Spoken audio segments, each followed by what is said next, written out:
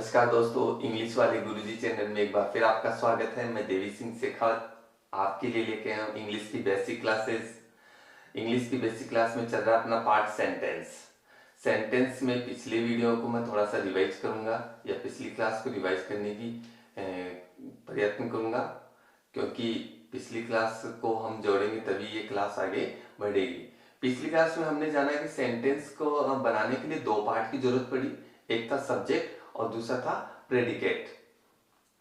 पिछले वीडियो में सब्जेक्ट के बारे में हमने डिटेल से पढ़ा कि सब्जेक्ट होता क्या है, सेंटेंस में इसकी जरूरत क्यों होती है और ये कहाँ पे लगता है सब्जेक्ट, और इसको सब्जेक्ट बनाने के लिए किसकी क्या क्या चाहिए हमें।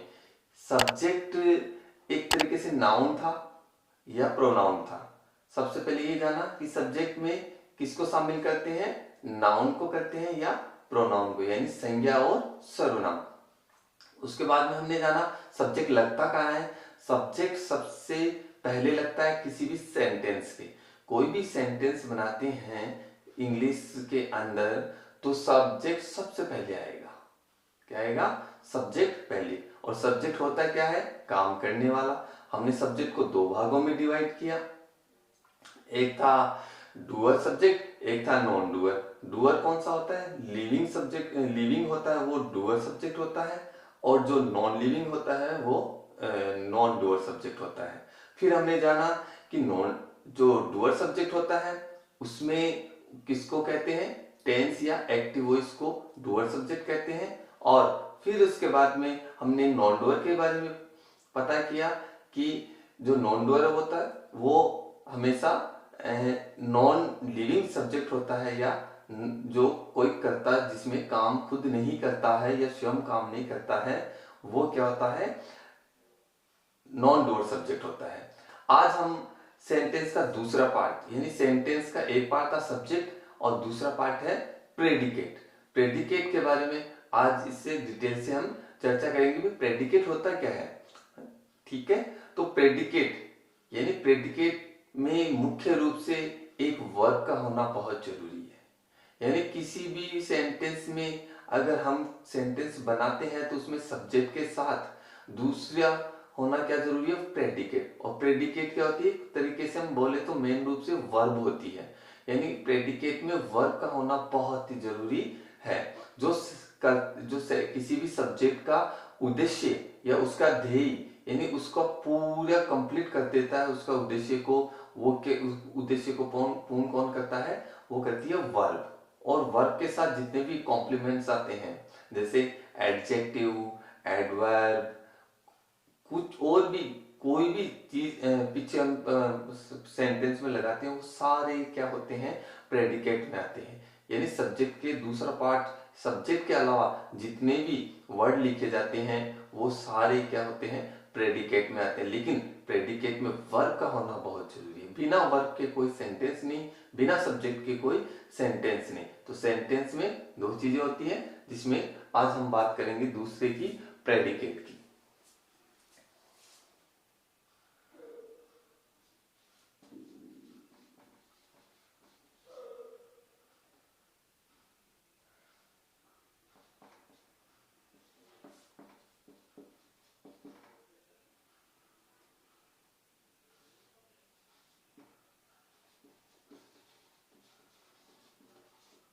प्रेडिकेट सब्जेक्ट होता है कर्ता, इसकी हम डिटेल से चर्चा कर चुके हैं।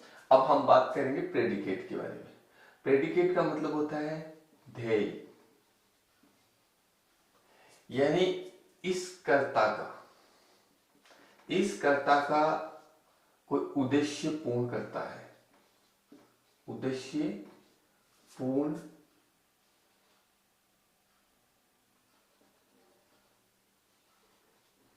करने की प्रक्रिया। उद्देश्य पूर्ण करने यानी कर्ता के उद्देश्य को पूर्ण करती है। यानी कर्ता ने क्या किया, कहां किया, कैसे किया, ये सब क्या करते हैं? इसकी उद्देश्य, इसका जो कोई उद्देश्य है, कर्ता क्या करने वाला था, उसका उसका उद्देश्य को जो पूर्ण करता है वो सब क्या कहलाता है? प्रेडिकेट कहलाता है। क्या कहलाता है? प्रेडिकेट। यानी समझ में आया? कर्ता के उद्देश्य को कौन पूर्ण करता है? प्रेडिकेट करता है। अब प्रेडिकेट में क्या क्या आता है? तो मैंने बताया सबसे पहले वर्ब। प्रेडिकेट का सबसे महत्वपूर्ण पार्ट होता है वर्ब। अब वर्ब क्या होती है भाई? क्रिया। वर्ब किसको कहते हैं? क्रिया को कहते हैं। अब हम बात करेंगे कि पहले थोड़ा सा एक सेंटेंस देख के समझाता हूं, जिससे हम थोड़ा सा डिटेल से जान ले कि भाई क्या होता है। जैसे मैंने लिखा, he is going to walk in the morning. He is going to walk in the morning. अब देखिए, ध्यान दीजिएगा, मैंने क्या बताया? ये सेंटेंस है और इस सेंटेंस में एक सब्जेक्ट होता है और सब्जेक्ट क्या है इसमें? ही। क्या है?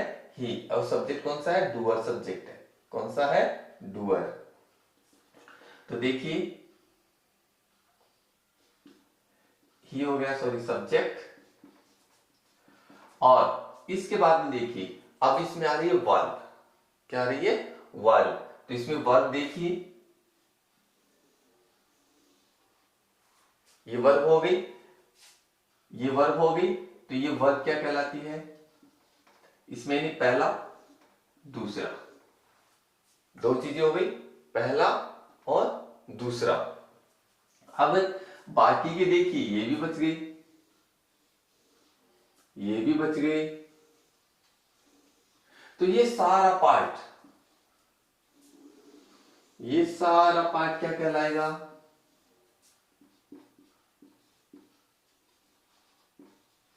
प्रेडिकेट। यानी कर्ता के उद्देश्य को देखो कौन पूर्ण कर रहा है? वर्ब भी कर रही है, कर रही है ना। नॉन फाइनाइट वर्ब भी कर रही है, यानी इसको ऑब्जेक्ट के रूप में भी ले सकते हैं, है ना। और इन द मॉर्निंग, यानी ये तीनों चीजें क्या कर रही है? इसका उद्देश्य या उसके ध्येय को पूर्ण कर रही है, इसके उद्देश्य को पूर्ण कर रही है। यानी सब्जेक्ट के अलावा जो भी पार्ट होता है किसी भी सेंटेंस में, वो क्या होता है? प्रेडिकेट के अंदर आता है। लेकिन प्रेडिकेट में सबसे महत्वपूर्ण पार्ट क्या होता है? बिना प्रेडिकेट कल्पना भी नहीं कर सकते अगर वर्ब नहीं है तो। अगर उस पार्ट में वर्ब नहीं है तो फिर वो सेंटेंस भी नहीं है और प्रेडिकेट नहीं कह सकते उसको। यानी प्रेडिकेट में वर्ब का होना जरूरी है। यानी अब देखिए, एक हो गया सब्जेक्ट सेंटेंस बनाने के लिए, नंबर 1, और उसके बाद में क्या हो गया?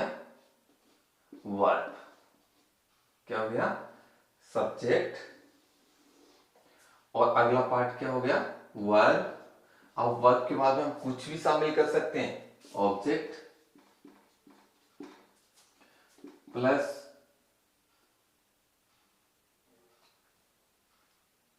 ऑब्जेक्ट एडवर्ब, ये कुछ भी हो, एडजेक्टिव,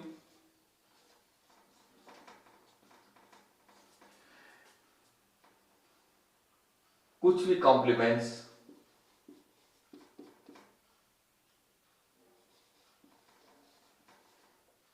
यानी कोई भी कॉम्प्लीमेंट्स। यानी इस पार्ट में ये सारे आ जाएंगे।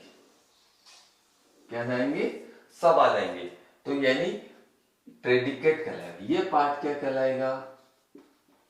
प्रेडिकेट। क्या कहलाएगा? प्रेडिकेट। लेकिन प्रेडिकेट के लिए क्या होना जरूरी है?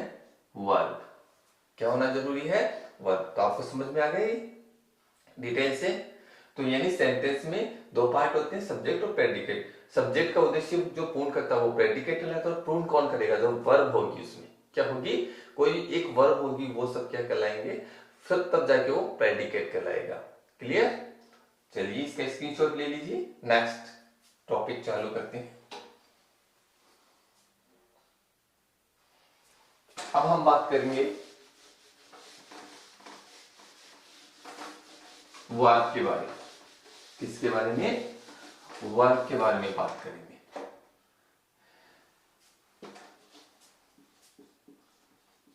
वर्ब। वर्ब क्या होती है? क्रिया।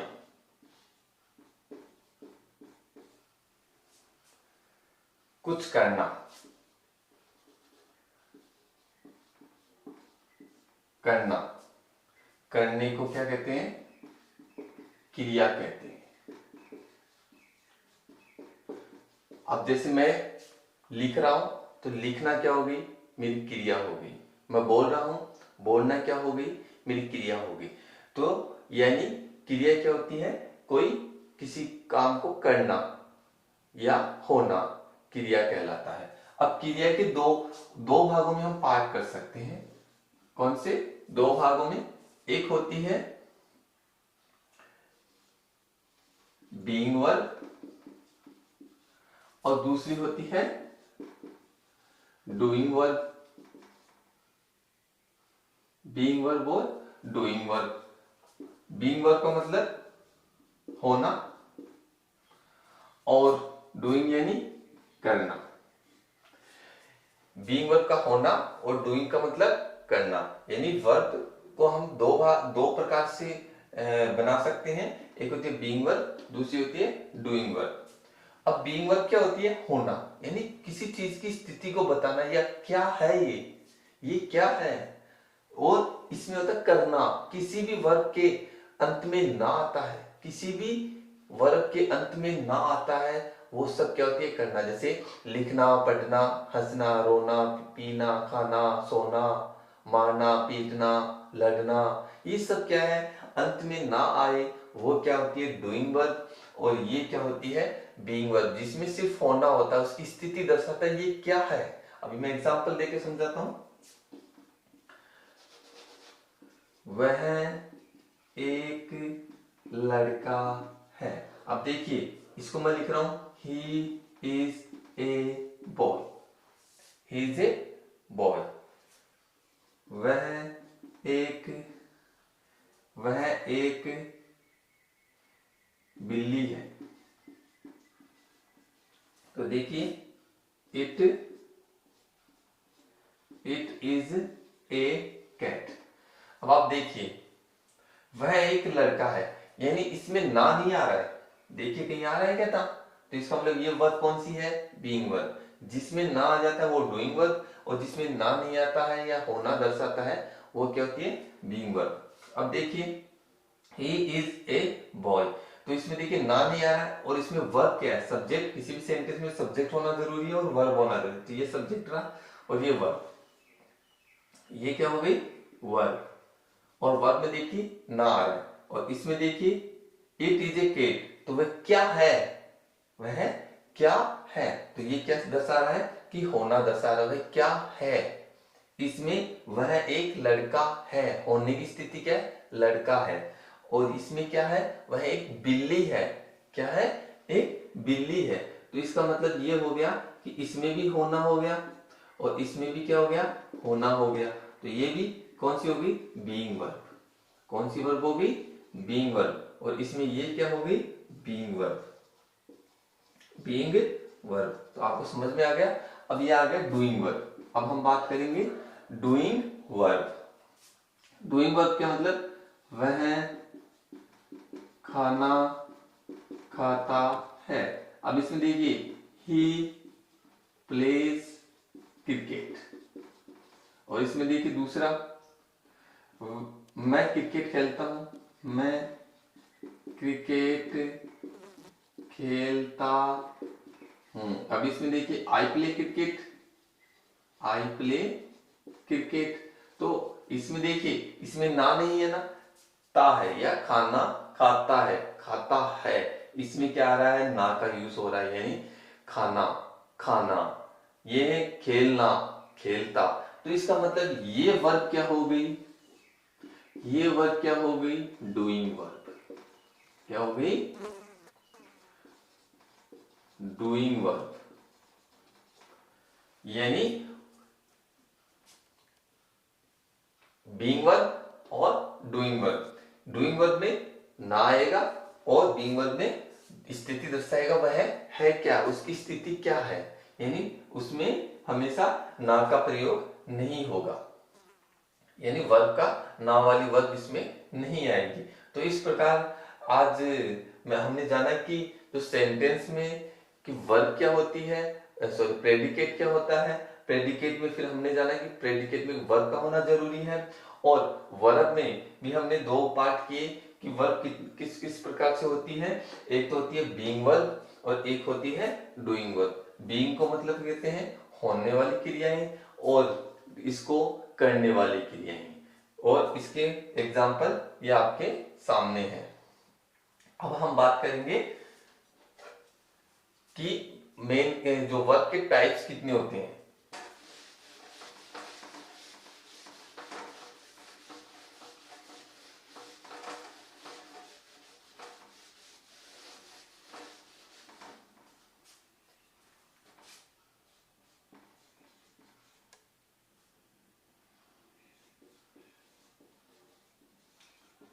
Types of verb, types of verb, verb के प्रकार। तो वर्ब के प्रकार कितने होते हैं?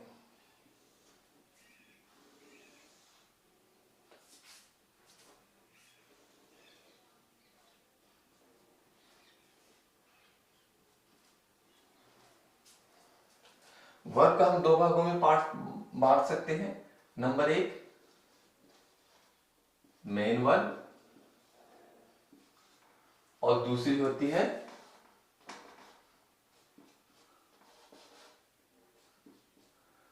Auxiliary verb.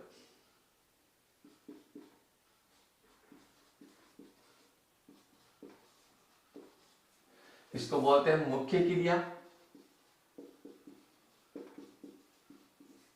और ये होती है सहायक क्रिया।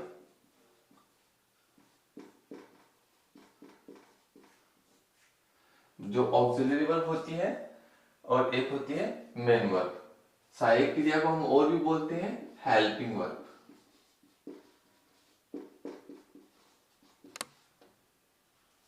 हेल्पिंग वर्ब, और ये होती है अपनी मेन वर्ब। तो वर्ब कितने प्रकार की होती है? मुख्य रूप से दो प्रकार की होती है, मेन वर्ब और ऑक्सिलरी वर्ब। जो किसी भी सेंटेंस में हेल्प के रूप में काम करती है वो हेल्पिंग वर्ब करती है, यानी हेल्पिंग वर्ब कहलाती है, यानी इनके साथ लगती है, इनके साथ लगती है वो वर्ब क्या कहलाती है? हेल्पिंग, यानी इनके साथ ये तो लगती है, इनके साथ ये लगती है वो हेल्पिंग वर्ब कहलाती है, और ये होती है मेन वर्ब। अब हम बात करेंगे सबसे पहले ऑक्सिलरी वर्ब। सबसे पहले ऑक्सिलरी सबसे बड़ी वर्ब तो ये होती है, लेकिन सबसे पहले इसका छोटा पार्ट है, तो इसको हम क्लियर कर लेते हैं कि ऑक्सिलरी वर्ब क्या होती है। क्योंकि वर्ब तो हमने इतने सुना, खाना पीना सुना नहीं, ये क्या होती है, ये ऑक्सिलरी वर्ब भी आज बताता हूँ कि आप खुद जानेंगे कि वर्ब इतने प्रकार की भी होती है। चलिए आज बात करते हैं ऑक्सिलरी वर्ब के बारे में।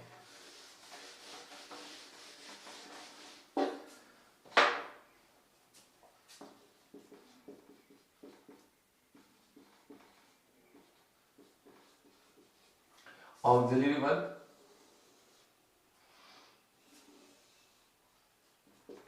ऑक्सिलरी वर्ब को हम कितने पार्ट में डिवाइड कर सकते हैं? टोटल ऑक्सिलरी वर्ब कितनी होती है? टोटल ऑक्सिलरी वर्ब कितनी होती है? 24। कितनी होती है? 24 ऑक्सिलरी वर्ब होती है। ध्यान रखिएगा कितनी वर्ब्स होती है टोटल ऑक्सिलरी वर्ब? 24। तो पहली होती है वो होती है principal, principal verb, principal verb. ये वर्ब कितनी होती है? ये टोटल होती है 11 वर्ब। कितनी होती है? 11। और दूसरी जो वर्ब होती है वो होती है modal verb, model, modal verb, यानी दूसरी वर्ब होती है मॉडल। ये कितनी होती है? 10। देखिए प्रिंसिपल 11, मॉडल 10, और एक होती है semi model. Semi model, semi model होती है वो कितनी होती है? वो होती है 3। तो टोटल देखिए 11, 10, 21 और 3 24। तो ऑक्सिलरी वर्ब टोटल कितनी होती है? 24 होती है। कितनी होती है? यानी 11 प्लस 10 प्लस 3 बराबर 24। ये बिल्कुल दिमाग में कॉन्सेप्ट सेट होना चाहिए कि ये 24 होती है। इसके बाद में हम बात करते हैं होती कौन कौन सी है भाई, 11। तो 11 देखिए,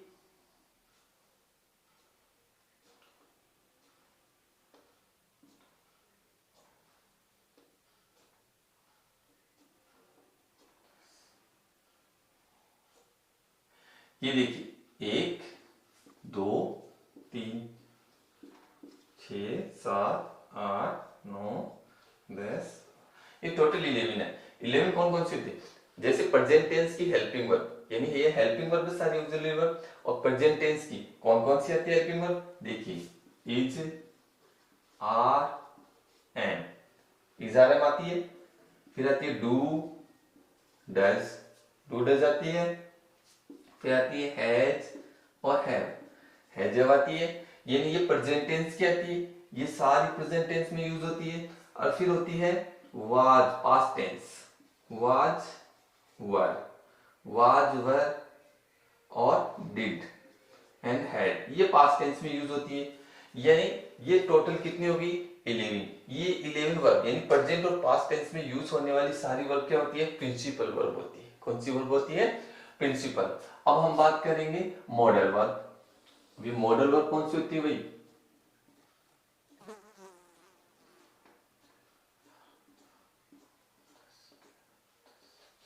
मॉडल वर्ब, ये देखिए 3 4 5 6 7 8 9 10।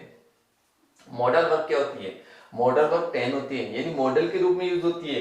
इनके इनके स्थान पर अगर ये यूज करते हैं तो वो क्या होती है, मॉडल वर्ब होती है, यानी दोनों एक साथ नहीं होगी, अलग अलग होगी, तो उनको मॉडल वर्ब कहते हैं। मॉडल वर्ब कौन कौन सी होती है, देखिए विल वुड शैल, यानी जो फ्यूचर टेंस होता है उसको, इसके सारे यूज किसमें होते हैं, मॉडल में आते हैं। वो shall, should, can, could, may, might and, और कौन सा रह गया, मस्ट, और एक और अपना रह गया आउट टू। तो ये जो मॉडल होते हैं, मॉडल तो पढ़ा ना आपने, वो मॉडल पढ़े हैं ना, तो वो सारे 10 मॉडल्स इसी में आते हैं। ये मॉडल क्या कहलाते हैं, ये मॉडल वर्ब कहलाती है, ऑक्सिलरी वर्ब का ही पार्ट है ये। तो 11 की हो गई, 10 की हो गई, अब बचे 3। ये 3 कौन सी होती है, एक होती है नीड, ये सेमी मॉडल होती है, यानी इसी का ही पार्ट है ये, लेकिन इसको सेमी मॉडल है। ये मेन तो ये होती है, इनके 3 मॉडल्स अलग होती हैं। वो कौन से होते हैं, ये देखिए नीड और डेयर, और तीसरा होता है 1 2 3, डेयर के अलावा तीसरा होता है यूज्ड टू, तो ये होते हैं 3। यानी मेरा कहने का मतलब है ऑक्सिलरी वर्ब टोटल 24 होती है, जो ये प्रेजेंट और पास्ट टेंस में काम आती है, और ये आती है मॉडल के रूप में, जो प्रेजेंट टेंस में ज्यादातर यूज होती है, और पास्ट टेंस बनाए तो उसमें भी यूज होती है, लेकिन ये रूप चेंज कर देती है इनके स्थान पे, या तो ये या फिर ये, लेकिन ये लगेगी, ये अलग लगेगी, ये अलग लगेगी। इसके बाद में सेमी मॉडल होती है, इसी का पार्ट होता है, जिसमें 3 मॉडल है, नीड, डेयर और यूज टू। तो आज के वीडियो में आपने जाना कि जो ऑक्सिलरी वर्ब होती है वो क्या होती है, ये सहायक क्रियाएं होती है। क्या होती है, सहायक क्रियाएं। ये सिर्फ मेन वर्ब के साथ जुड़ती है, या फिर मैंने बताया था बीइंग वर्ब होना, तो कुछ वर्ब्स देखिए इज, आर, एम, वाज और वर, ये बीइंग वर्ब के रूप में भी हो सकती है, और ये हेल्पिंग वर्ब के रूप में भी हो सकती है। तो आज के वीडियो में आपने जाना कि वर्ब का पार्ट ऑक्सिलरी।